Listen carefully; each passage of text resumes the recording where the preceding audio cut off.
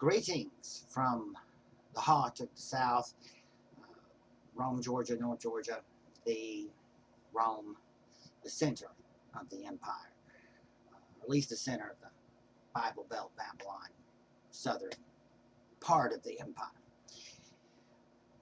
Yesterday, I drove north to Chattanooga, Tennessee, and got a diagnosis of being on the autism spectrum. And this video is a personal video about that. Now, there are many great channels on YouTube about autism and adults with autism and adults with Asperger's syndrome. Many of the best ones are private channels that are, amateur channels where people talk about their experiences and diagnoses and symptoms.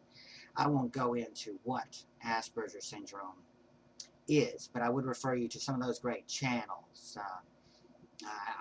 I was really inspired by a lot of them actually to get diagnosed, although I've been self-diagnosed for a couple of years, 7 years really, and I did want a professional diagnosis, and that's what this video is about for the most part. Now, there are great channels, just a couple of the best ones. ASPIE Sean is an awesome channel. He goes into a lot of detail. Herosmurf, Mike Saluna's channel is real good. But Too Hot for the DSM, great channel. I was really inspired by that one and her story of how she struggled to get a diagnosis. And man, it is hard in some cases. And when you're in the Hicksville of the empire, or maybe not exactly the heart of the empire, but there are many great channels, and I've become some of my favorite channels are ASPIE channels. They are we're all like snowflakes. We're all different. Regular people, we're all different. Or as Somerset Maugham said, everyone is different, but everyone is sort of the same in a weird sort of way, which is sort of the one of the great things about life. But ASPIEs are particularly interestingly different in their personalities and individuality, and that's why these channels are so great. Oftentimes there's side interests that are interesting, and they're so diverse, but all interesting in their same way, in the same intensity, more so than channels with regular people that pretend they have a life, but really don't. But and most of it's the inner life that's more interesting than the superficialities of life. But back to the diagnosis. So I'm 42 years old, definitively middle-aged. And why did it take so long to get diagnosed? And why did I even want a diagnosis? Well, I knew for many years that there was something wrong, and I was approaching it from the wrong perspective. I tend to look at these problems through a lens of, well, I'm alienated from people in society due to political differences and being born in Bible Belt, Babylon, and intellectually alienated, and being an introvert and a loner and intellectual and bookish and politically alienated from the current right-wing regimes. But that's really a side effect, really, of the Asperger's syndrome, not the core of the matter, as much as I pretentiously would like to have thought otherwise. But, and I was in special ed in school, which they called, initially, a behavioral problem, but mostly it was not wanting to go to school because of the social issues and anxieties that I was having, and laying out of school quite a bit, and truancy and such. But if I was younger, I might have been diagnosed then. Certainly my doctor thinks so. The classical symptoms that I have of eye contacts, lack of smiling, inappropriate facial features and body language, and unable to read body language well, and the social problems that I had, but also the verbal tics that were prevalent, more prevalent when I was younger, but certainly through nervousness I would sometimes make some unique verbal tics and things. And certainly classical Asperger's syndrome, and I did have a lot of documentation from the special ed program to give him, and he was really impressed with that. Impressed in the sense that, my God, they missed it, because in essence, Asperger's syndrome wasn't added to the DSM until the 1994. Hans Asperger, who first described this, of course, was Austrian and died in 1980, but the term wasn't invented and used until the 80s, and his full writings weren't published until 1992, the year I graduated high school. So there would be no real possibility for a podunk town to diagnose it with it not being legitimately on the DSM at that time, and the diagnostic tools not being there, and not invented yet. Now there are very good tests and good books and descriptions. I certainly wish I was diagnosed earlier, although it may not have ostensibly changed anything. It would have enabled me to go easier on myself for certain failures, to seek help, and it might have helped in employment issues and in communications. I don't think it would have helped in relationships very much. Let's face it, women don't give you a break over much of nothing. Doesn't matter. Cancer, but they still don't give you a break. But I would say that I have known it for many years, and I've dealt with it through reading and some withdrawal, which is obviously early on how I dealt with it.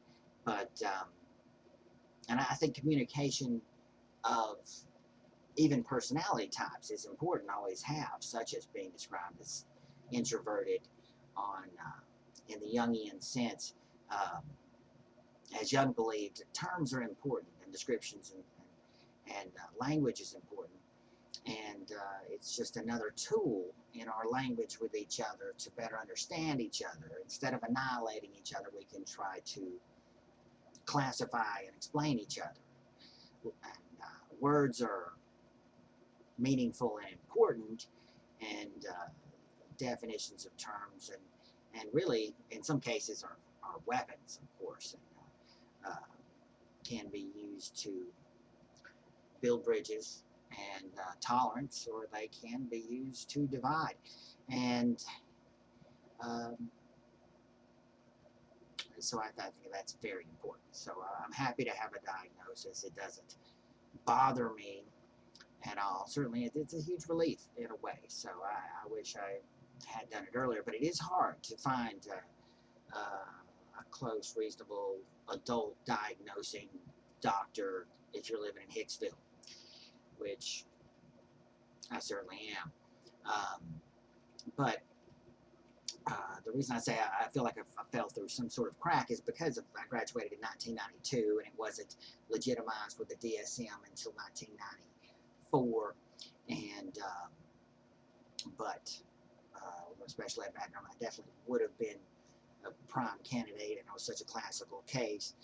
I definitely feel like I've fallen through that crack, and I've had that feeling all my life. But this is the main part of it, and it's just another tool in the arsenal of trying to understand ourselves and the world. And so very happy to be diagnosed, and I'll continue to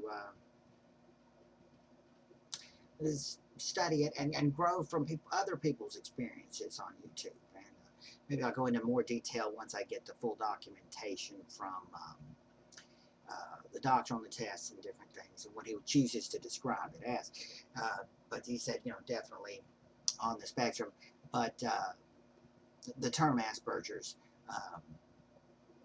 he felt like we could use, because he believes that the new DSM, which actually drops the separate definition of Asperger's syndrome, moving it into an autism spectrum disorder.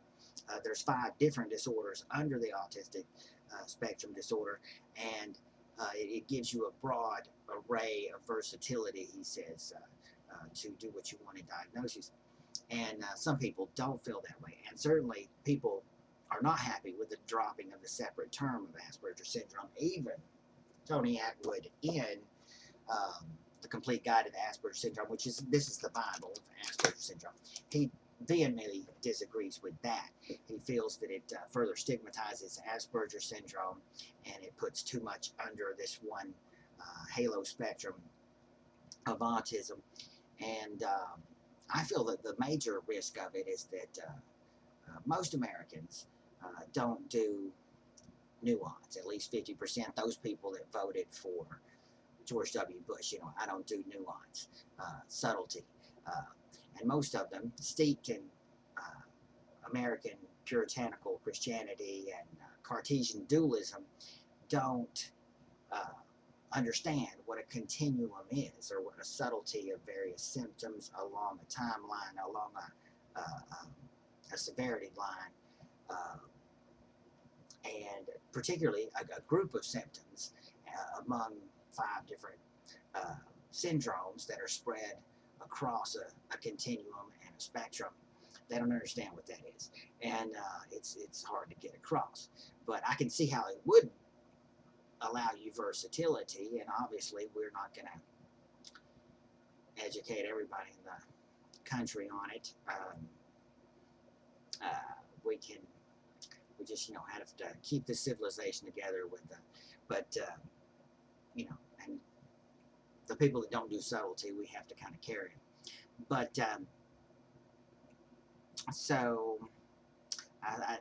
but it doesn't really matter. I mean, you have to sort of figure these things out for yourselves, and people are overly reliant, although words are important in descriptions and philosophies and intellectual ideas. We shouldn't be overly reliant on strict definitions given to us by some board, like the American Psychological Association, that's been decided by a board. A board usually can't agree on much of anything that's spectacular. They take everything down to the level of mediocrity. And I think another reason why the Asperger term was kind of is they're trying to disregard it is a sort of a politically correct reason. Hans Asperger was apparently a Nazi. I mean, he signed all of his paperwork, letters, Heil Hitler. He didn't have to do that. But then again, most people in Austria at that time probably did that, especially when he was trying to move up, and eventually did move up to the top of the child psychologist ladder in Austria. And I think that's one point that hasn't been mentioned, the political correctness of it. But anyway, I'm going to use the term Asperger's. I'm going to define it for myself and not be reliant upon any it is written Moses plates from the American Psychological Association or anybody else. I've got to be myself. I can't be no one else, and I've got to think for myself. And that's what most people with Asperger's syndrome would tell you. And so it's I may go into more detail later about my unique experiences of falling through this crack, and how relieved I am that it is finally have a diagnosis, and some of the coping skills I've used. One of the best books I've found is Asperger's Syndrome and Anxiety by Nick Dubin. This book is amazing because mostly he goes into coping skills and different things, and a lot of the books he's read are obviously ones that I've read. He talks about Buddhism, Viktor Frankl, who's another Austrian psychotherapist. I wasn't too impressed with his book, Man's Search for Meaning, actually, but a lot of people are. But a lot of the different cognitive behavioral therapies that he talks about, I've been doing for 25 years and didn't even really know I had Asperger's syndrome. Me and him have traveled down a similar road.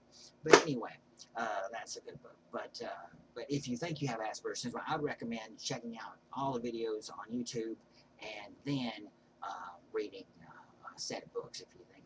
And then maybe getting a diagnosis, because it does take a little bit of struggle to find somebody who's good. But anyway, this video is too long. I'm going to cut it, but might talk more later. Thanks for watching.